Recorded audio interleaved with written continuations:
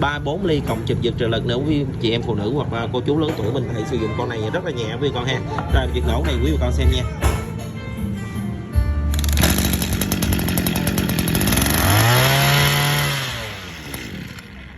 Rồi cái nữa nè, rất nhẹ nổ. Rồi cái nữa luôn, quá nhẹ nổ. Rồi con này quý con xem ha, bình xăng nó đứng nòng của nó là 3-4 ly nè, thân hình nó rất là đẹp. Quý con mình sẽ tồn tại rất là nhiều món trên này ha, bên em không cần lấy cọc gì hết á. Quý con mình sẽ được kiểm tra hàng, được giật nổ rồi phải thanh toán tiền shipper, giá này chỉ có 1 triệu mấy một con thôi. Rồi quý con mình chốt con này cứ liên hệ bên em nha, lâu lâu về một con rất là đẹp nè mọi người. Rồi cảm ơn quý con nhiều.